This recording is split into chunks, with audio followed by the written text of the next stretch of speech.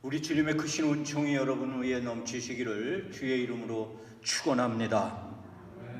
저는 지난 시간 모든 성도들은 질그릇 같은 육신을 가지고 있지만 그 질그릇 같은 육신 속에 보배를 품고 산다. 그 보배란 복음이요 예수님이지만 찬양을 안 했군요. 그냥 넘어갑시다.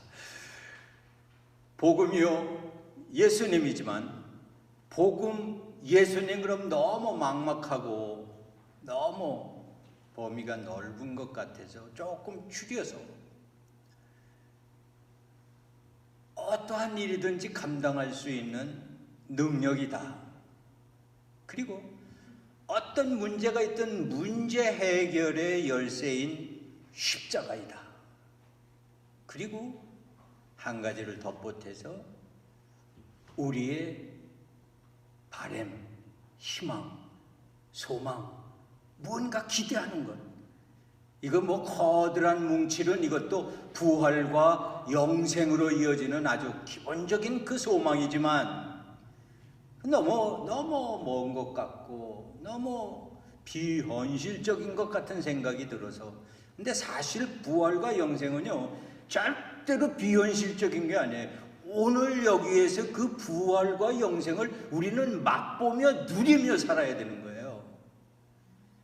근데 그걸 못하니까 그걸 접목하기가 어려우니까 저는 무언가 우리가 살아서 꿈틀대면서 여기서 마음으로 우리의 삶 속에서 희망하며 소망하며 이루어지기를 바라며 기대하며 내일은 건강하기를 바라고 내일은 좀 더 확실한 삶이 되기를 바라고 내일은 행복하기를 바라고 내일은 뭔가 승리하게 되기를 바라고 내일은 뭔가 내 소원이 성취되기를 아멘 좀 하세요. 마스크를 했어도 아멘.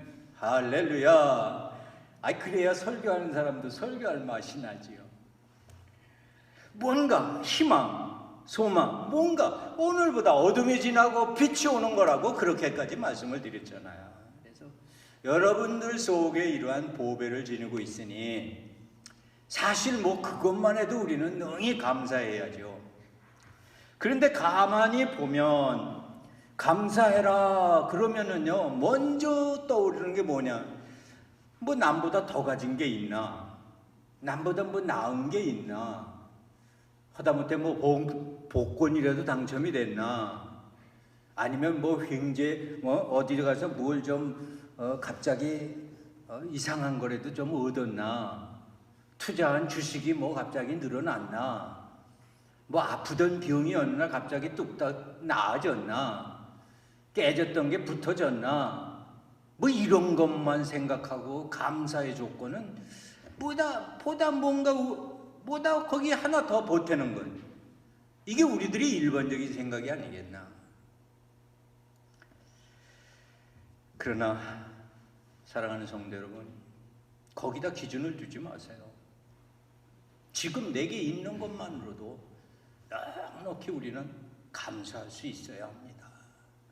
내게 있는 게 얼마나 많습니까? 앞에서 나열한 보물들 세 가지를 꼭 꼽지 않더라도 여러분 오늘 우리가 이렇게 예배 드리는 거 이거 얼마나 감사한 일입니까? 모이고 싶어도 못 모이잖아요. 더군다나 예배를 드리며 찬송하며 기도하며 거기다 더군다나 더하여 빈손으로 왔지 않냐고 예물을 준비해서 하나님 앞에 드리며 이게 얼마나 감사한 일입니까? 저는 이것만 가지고도 얼마든지 감사할 수 있다라고 생각을 합니다. 어디 그뿐입니까? 여러분 이렇게 뒤 좀 바라보세요. 이따 광고 시간에 인사를 하겠지만 앞에 계신 분 뒤에 좀 바라보세요. 우리 장로님도 계시고 권사님도 계시고 집사님도 계시고 이 사랑하는 이 형제 자매들 이 사랑하는 이웃들이 있는데 얼마나 감사합니까? 여러분들이 신앙생활하면서 주중에 한 번, 두 번 혹은 교인들 간에 통화하며 사랑을 나누며 교제하며 이보다 더 아름다운 이웃은 없는 겁니다. 뭐 이웃 그러면은 집을 나란히 살고 있는 옆집 거무스레하게 생긴 사람을 가리켜 우리가 이웃이라고, 물론 그럴 수 있죠. 그러나 우리가 생각할 수 있는 이웃이라는 게 뭡니까? 나와 교제를 나누고 이웃하며 더불어 살아갈 수 있는 그런 사람들을 이웃이라고 말할 수 있는 거죠. 전혀 낯선 사람들을 이웃이라고 말하기에는 너무 넓은 거죠. 그러니까 여러분들이 통화하고 나누고 좀 속된 표현을 하면 수다 떨고 쓰잘데없는 얘기 주고받고, 요즘은 전화기가 있어서 카톡이 단 10초도 쉴 새 없이 따꼬거리 들어오고 왔다 갔다 하고, 그게 좋은 이웃들이란 말입니다. 그럴 수 있으면 얼마나 감사합니까? 요거 엄지손가락 눌릴 수 있으면 얼마나 감사합니까? 이거 못 눌리면은 뭐 텔레비 화면에 나오는 것 같이 뭉뚝한 손가락 갖고 조그만 전화기 누르려면 이거 눌러지겠어요? 그런데도 요 손가락 갖고 온갖 걸 다 하나. 얼마나 감사합니까? 여러분, 뭐 감사한 거 나열을 하려면 끝도 없고 한도 없을 겁니다. 그러나 저는 오늘 더 현실적이고 현재적인 것, 지금 내가 이렇게 존재하고 있다는 사실에 난 감사하고 싶습니다. 이렇게 존재하고, 이렇게 활동하고, 이렇게 움직이고, 이렇게 살아있다는 사실에 그 위에 뭘 더하겠습니까? 사랑하는 성도 여러분,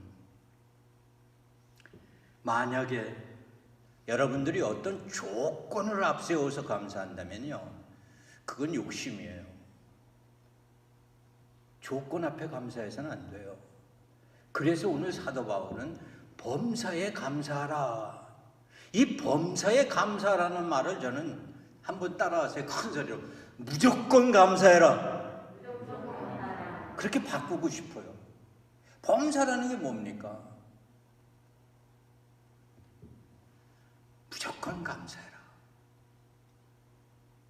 사랑하는 성도 여러분, 슬플 때나 괴로울 때나 아플 때나 고통스러울 때나 문제가 생겼을 때나 무언가 일이 풀어지지 않아 고민에 빠져 있을 때든가, 첩첩산중이 앞에 놓여 있는 일들 때문에 도무지 앞날이 보이지 않고 희망이 보이지 않을 때, 어디 그뿐입니까? 살다 보면 갑작스럽게 교통사고라도 나고 돌발사고가 생겨서 어떻게 할 줄 몰라 좌절할 때, 어느 순간에는 아끼던 주머니에 지갑까지 잃어버렸을 때, 참으로 어떠한 상황이 우리 앞에 전개된다고 할지라도 우리는 감사해야 한다, 그겁니다. 이게 무조건적인 감사라면, 저는 조금 전에 말씀드린 거 한번 제일 1번만 다 같이 읽겠습니다. 시작!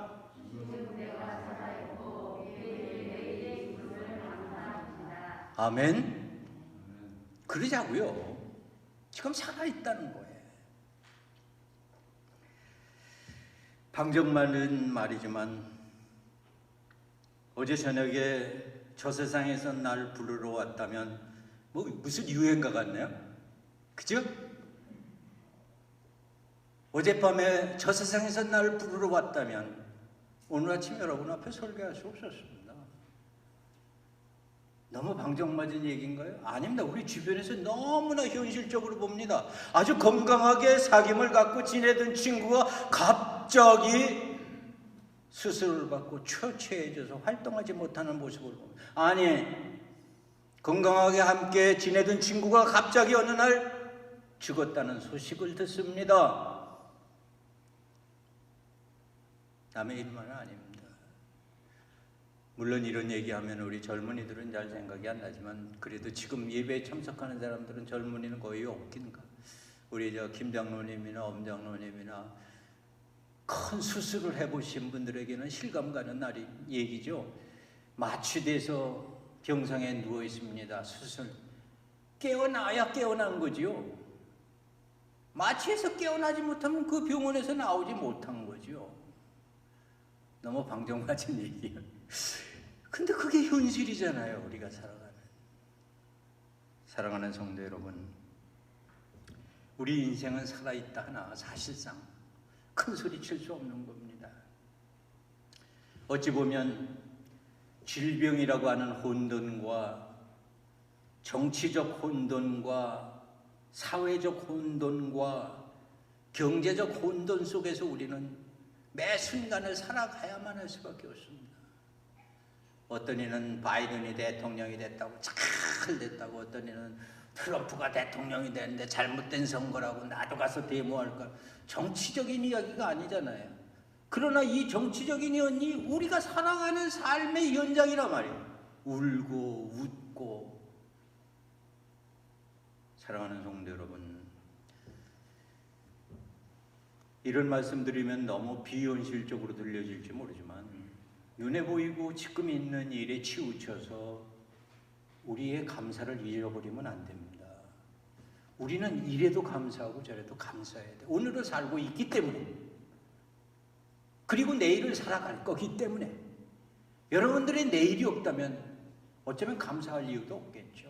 끝났는데 이제 내일 죽을 건데 뭘 감사를 해. 그러나 죽다 살아난 사람들의 이야기를 들어보면 죽음 앞에서조차도 감사하는 자들에게는 제2의 생명이 열렸고 제2의 삶을 살았다고 간증하는 것을 듣습니다. 그러니까 여러분, 죽음 앞에서조차 감사해야 할 수밖에 없어요. 자, 이건 좀 두 번째 단락 읽읍시다. 시작.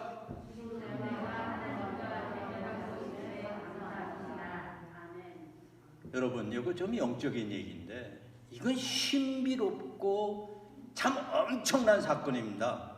지금 여러분들이 하나님을 만나고 있다는 거, 이거 엄청난 신비적인 얘기입니다. 하나님이 여러분과 함께 하시는 것을 믿습니까? 이거 믿지 못하면은요, 예배가 은혜되지 않아요. 이 목사가 아무리 설교 잘해도요, 은혜되지 않아요. 앞으로 따지고 뒤로 재고.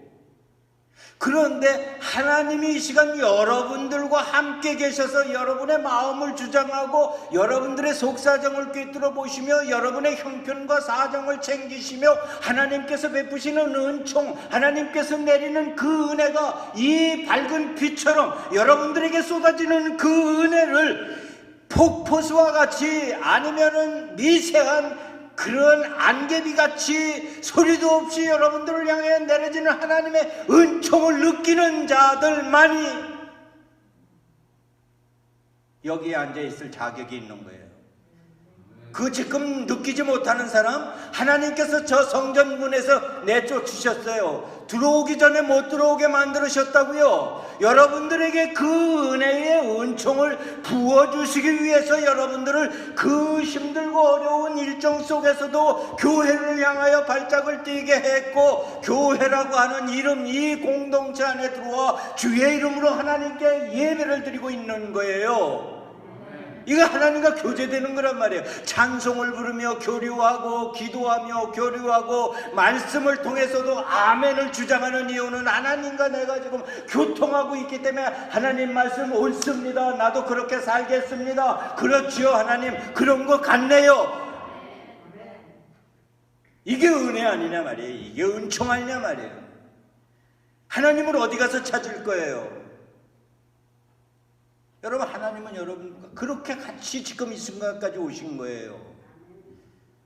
그런데 우리는 어떻습니까? 바쁘게 살다 보니까, 세상 따라 살다 보니까, 모든 조건들을 세상적인 기준으로 놓고 보니까, 남이 큰 집 가졌으니까 나도 큰 집 가져야지, 남이 좋은 차 타니까 나도 좋은 차 타야지, 남이 지위가 높아지니까 나도 지위가 높아져야지. 지난 시간 말씀드린 대로 자기 자신을 위해 모든 걸 다 세상적 기준으로 포장을 해놓고 그것을 맞춰 사는 사람들이 인정받는 이 세상 속에서 나도 그들과 대열을 맞춰 가야 하는 오늘의 현실 속에서 하나님의 은총은 잊어버리고 살지 않습니까? 우리 유용사 목사님이 새벽마다 풀어주시는 새벽 은혜의 말씀, 정말 여러분이 한 몇 분만이라도 그 말씀을 읽으며 아멘 할 수 있다고 하는 거예요. 이거 하나님의 은총 아닙니까? 이 시간도 여러분들이 하나님 앞에 예배 드리는 거 아주 특별한 사건입니다. 아무나 다 할 수 있는 거 아닙니다.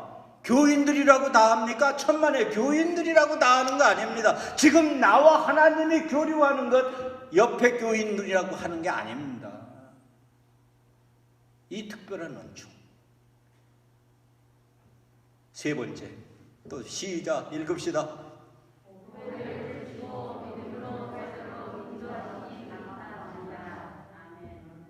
보배는 복습 안 할게요. 어려운 환경 잘 이기시기 바랍니다. 문제 해결의 열쇠는 십자가입니다. 예수 따라 십자가에 달려야 문제가 해결이 됩니다. 바람, 희망, 여러분 그거 반드시 하나님께서 이루어 주실 줄로 믿습니다. 그러니 감사해야죠. 자, 두 번째 달라고 넘어가시죠. 감사는 하나님을 영화롭게 하는 건데 이거를 고민하다가 뭐 이미 영화롭게 하고 있으니 우리가 말씀을 상고하면서 하나님께 그저 하나님의 영광을 돌리도록 하겠습니다. 천천히 너무 빠르지 않게 시편 50편 23절 시작.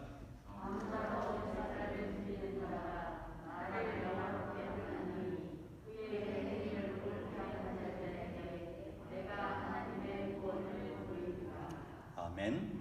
다음 시편 69편 30절에서 31절 시작.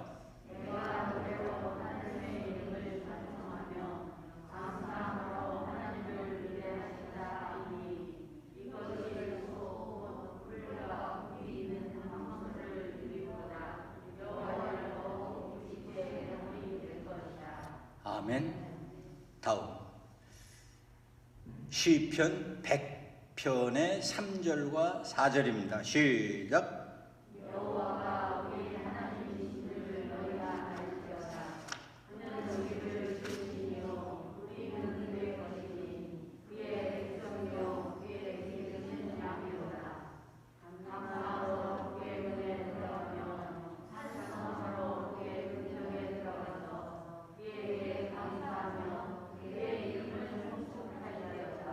아멘. 한 번 더 골로새서 1장 12절 시작.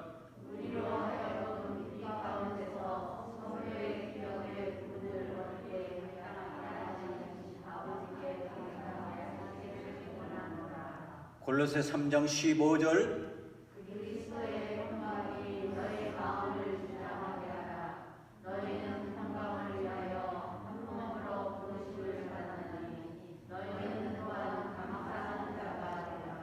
아멘. 하나님께 영광이 되고 하나님을 영화롭게 한다는 것에 대한 구체적인 말씀은 드리지 않겠습니다. 이 말씀으로 넉넉할 줄 압니다. 여러분들이 감사하는 것은 하나님을 영화롭게 하는 겁니다. 세 번째, 달라고. 그러면 감사는 무언가 행동을 통해서 증명될 수 있는 겁니다. 우리가 마음으로 얼마 감사해 그런다고 그게 증명이 되는 게 아니라 말이죠. 하다못해 말로라도 감사해 해야 그 사람이 감사하는구나. 아니면 행동을 따라 무언가 감사가 있어야 감사하다. 이것을 첫 번째 하나님을 향한 감사의 행동에는 어떤 것들이 있을까요? 뭐 두말할 것도 없이 여러분이 이렇게 다 같이 예배 드리는 게 제일 우선이겠죠.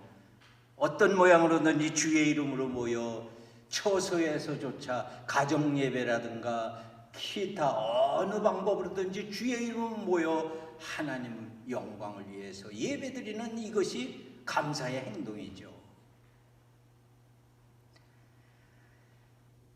사랑하는 성도 여러분, 하나님을 향한 감사는 하나님이 통치하는 백성으로 이 세상을 살아가는 게 하나님께 감사하는 길이다. 전 그렇게 생각을 합니다. 우리 부모님들, 여기 다 부모님들이 자식을 향한 생각을 한번 저만 그런지 들어봅시다. 부모는 자식이 부모에게 뭘 해주기보다도 지 앞가름 잘 감당하고 지가 잘 살아가기를 원합니다. 저만 그럴까요? 나는 세상의 부모들이 다 그럴 거라고 봅니다. 하늘 아버지, 하늘 부모가 그럼 어떨까요? 마찬가지라고 봅니다. 하나님을 향하여 예배드리고 하나님을 향하여 뭔가 하는 것, 그거 우선순위로 뽑았지만 분명히 성경 말씀은 위로는 하나님을 공경하고 하나님을 사랑하는 거지만 내 이웃을 내 몸과 같이 사랑하라. 이웃과의, 세상과의 관계 속에 함께 묶어져 가고 있는 것을 보게 됩니다. 지금까지는 나 하나님의 영광을 위하여 하나님 앞에 드리고 헌신하고 하나님을 기쁘게 했다면, 하나님을 기쁘게 해드리는 하나님을 향한 감사는 세상을 향하여 하늘의 백성으로, 하나님이 택한 백성으로 하나님께서 원하시는 삶을 살아가는 것이 하나님을 기쁘시게 하고 하나님께 감사하는 길인 줄을 믿으시기 바랍니다. 바로 이것이 두 번째 이웃을 향한 감사의 행동일 겁니다. 우리 주님께서 명령하신 것처럼 세상을 향하여 복음을 전파하고 모든 족속으로 복음을 가르쳐 지키게 하고 세례를 주어 그들로 하여금 제자를 삼고 복음 전파. 여러분, 이거 하나님 복음 전파보다 더 기뻐하실 일이 어디 있겠어요? 그러니까 할 수 있다, 할 수 없어, 할 수 없으면 여러분 어떻게 말합니까? 내 뱃속으로 나온 내 새끼들만이라도 복음으로 길러야 되는데 어디 그게 부모 마음대로 됩니까? 이게 어려서는 품 안에서는 그냥 억지로라도 교회로 끌고 올 수 있었지만 여기 기준으로 달면 이제 하이스쿨 2학년 지나서 자동차 면허 내주고 나면 암만 부모가 이거 교회로 끌고 오려고 해도 오지 않습니다. 그래서 할 수 있는 일이 어떻게 합니까? 애써 기도하는 거죠. 애써. 어쩌다가 우리 1세들이 우리 2세들에게 부모 따라 교회 가는 그런 정서가 돼버리지 않았을까? 제일 첫째 내놓는 건 언어지, 언어. 근데 언어는 핑계입니다, 사실. 언어는 핑계예요. 물론 언어와 우리가 말하려고 하는 문화가 같이 가니까 우리 2세들의 문화, 다시 말하면 내 자식들의 문화가 부모의 문화에 맞출 수 없다는 걸 우리는 인정을 합니다. 9세대 사람들은 억지로라도 부모의 세대에 맞추도록 종용을 시켰죠. 그러나 시대가 변천하며 사회 변화에 따라 내 자식들이 그 사회에 적응하며 살기를 원하기 때문에 내 자식들을 억지로 끌어다가 이 환경 속에, 과거의 습관 속에, 율법 속에 묶어두려고 하지 않지요, 우리는. 그러다 보니까 오늘의 현실이 되어버린 겁니다. 어쩔 수 없어요. 어떻게 좀 더 깊이 생각해 본다면 결코 그 일이 하나님께서 원하시는 일일까? 아닐 거라고 생각합니다. 아니, 우리는 그 환경을 우리의 차세대를 향하여 만들어 주었어야 합니다. 그런데 왜 못 만들었습니까? 저도 항변합니다. 왜 우리 교회도 그 터전을 못 마련했습니까? 그냥 요거 지키고 요거 끌고 먹고 살기에 급급해서 우리의 다음 세대들을 향한 그 장을 열어주지 못했습니다. 이런 관점으로 볼 때 결코 하나님 기뻐하실 일이 아닐 것 같아요. 이제라도 우리는 그 장을 열기 위해서 무엇을 해야 되겠는가? 아마 한 번쯤은 생각해 봐야 할 겁니다. 여기에 우리가 아닌 우리의 후세들이 하나님께 영광 돌리는 처소가 될 수 있다.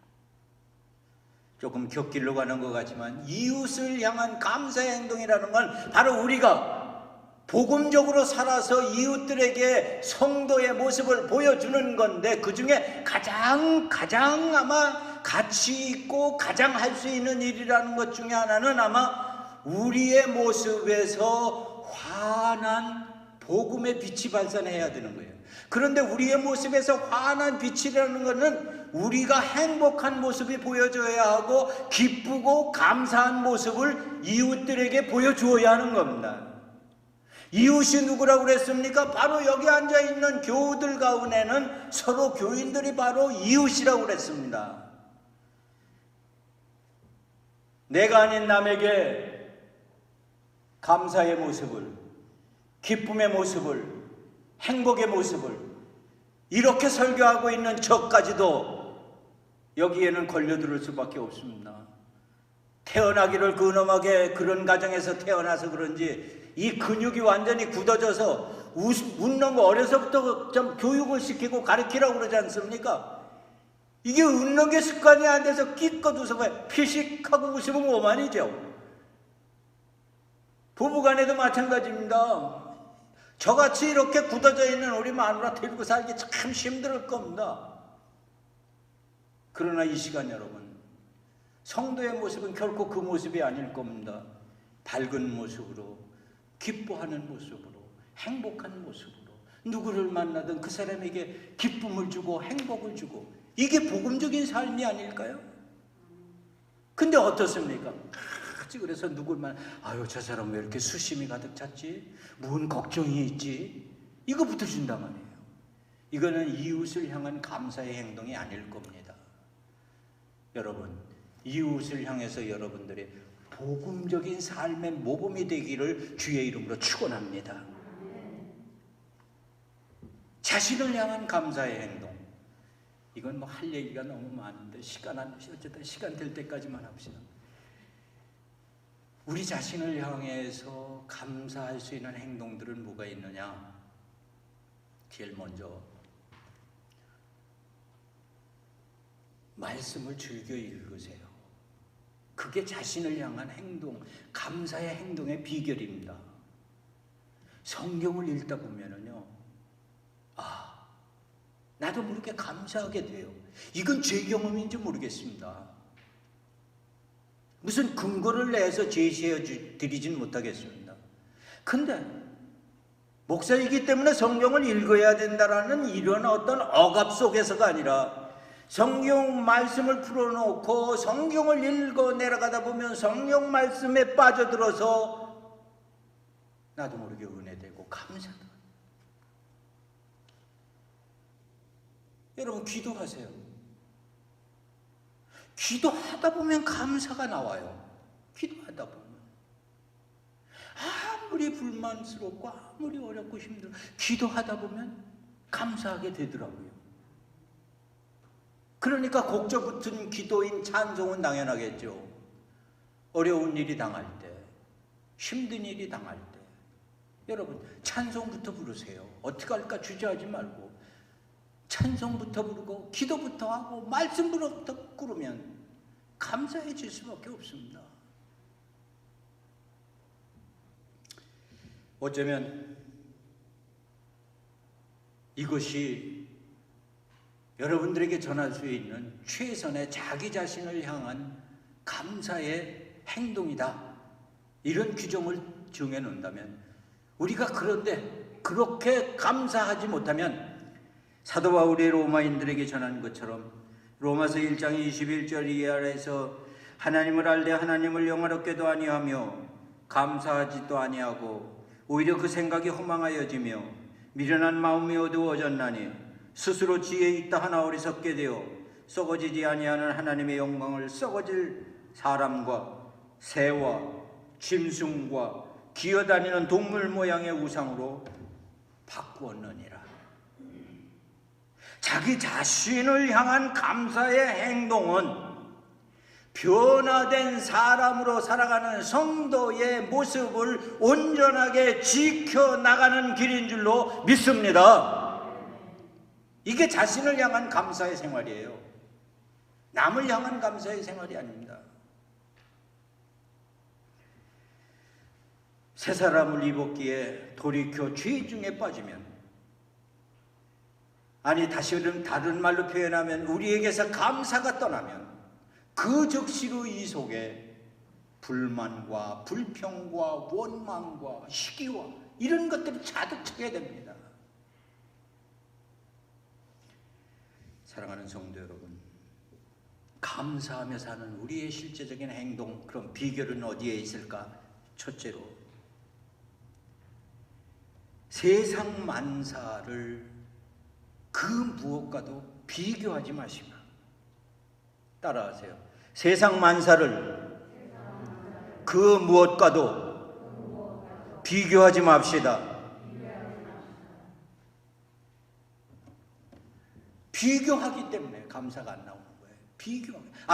비교를 하더라도 앞에서 나열한 하나님의 말씀에 자기가 가지고 있는 자신만의 거울에 비춰봐서 그 잣대에 맞춰서 하나님의 말씀에 맞춰서 비교를 해보면 문제될 게 하나도 없는데, 그 기준이 어디에 있느냐? 세상 기준에 있지 않습니까? 앞에서 나열한 것처럼 앞에 사람, 저 사람이 한 달에 돈을 10,000불을 보니까 나도 10,000불을 벌어야 돼. 기준이 거기 있단 말이에요. 저 사람이 건강의 기준이니까 나도 저만큼 건강해야 돼.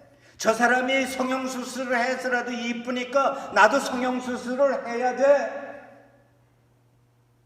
다 세상의 기준, 세상의 잣대에다 기준을 두기 때문에 감사가 떠나는 거예요.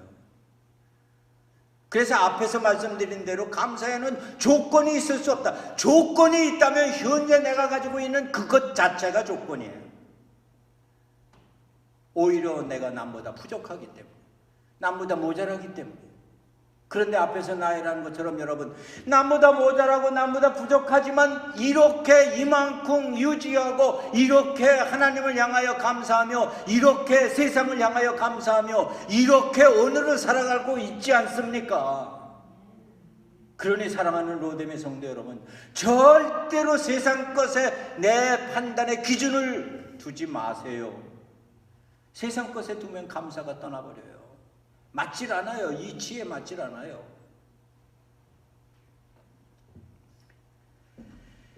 부자의 건강한 거에, 잘생긴 거, 잘난 거에, 출세, 그런 거 다 소용없어요.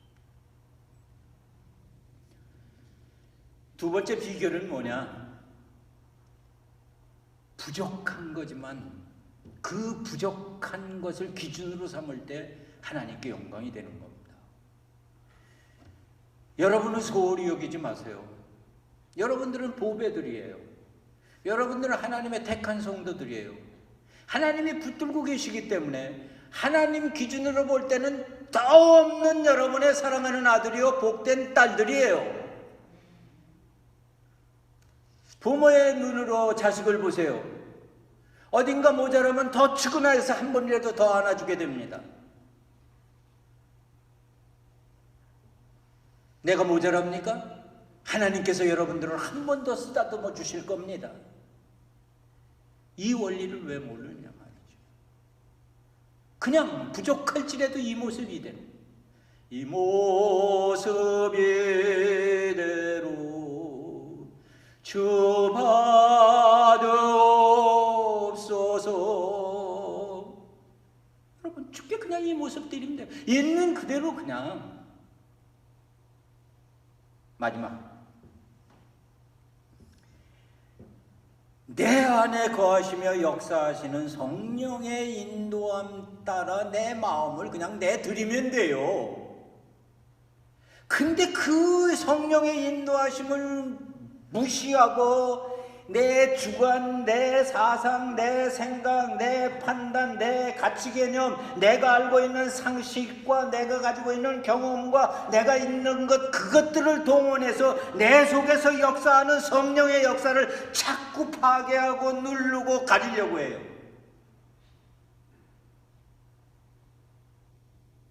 믿음이라는 거, 여러분, 우리의 노력만으로 되는 겁니까? 안 되는 겁니다. 믿음이라는 건, 물론 노력은 해야 됩니다. 노력도 안 하고 그러면 하나님께서 하시는 거니까, 이거는 극단적인 신비주의자들이에요. 그래서 문제가 될 수 있었던 것도 우리가 경험했죠. 노력은 해야 됩니다. 성도로 살기를 노력하고, 선하게 살기를 노력하고, 바르게 살기를 노력하고, 복음적으로 살려고 노력하고. 그런데 그거보다 선행하는 것은 하나님의 은총인 줄로 믿습니다. 하나님이 허락하셔야 믿음이 생기는 겁니다. 그런데 왜 그거를 우선으로 하지 않느냐 말이에요. 그것만 우선으로 하면 세상 만사 다 감사할 수 있는 겁니다. 그러므로 사랑하는 성도 여러분, 판단 기준을 세상에 두지 마십시오. 부족할지라도 하나님께 내어 드리세요. 있는 모습 그대로. 그리고 성령의 인도하심 따라 살아가면 여러분들은 감사하는 자들이 될 줄로 믿습니다. 그래도 확신이 안 서는 사람들은 한 가지만 더 이유라고 말씀드릴게요. 굳이 아멘 소리가 크지 않아요. 왜 감사해야 되느냐? 우리는 세상을 살아가면서 이게 본능적인 욕구예요. 다 행복하고 즐겁게 살기를 원하는 줄로 믿습니다. 여기 있는 계신 여러분들 중에 행복 안 해도 되고 즐겁지 않아도 된다는 사람 아무도 없을 겁니다. 즐겁고 행복하게 사는 열쇠가 감사인 줄로 믿습니다. 이게 이유란 말이에요. 여러분들이 감사하며 살면 여러분들의 삶이 즐겁고 행복해진다 말입니다. 그만해야죠. 이제 정리하고 마칩시다. 여러분, 감사의 절기입니다. 매년 맞이하는 감사절이죠. 추수감사절.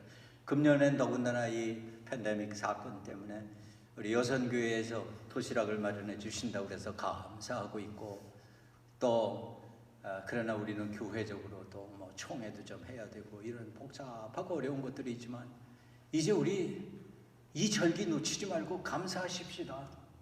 이런 때만이라도 하나님 앞에 좀 더 깊이 있게 감사할 수 있는 저와 여러분들이 되었으면 합니다. 기도하겠습니다.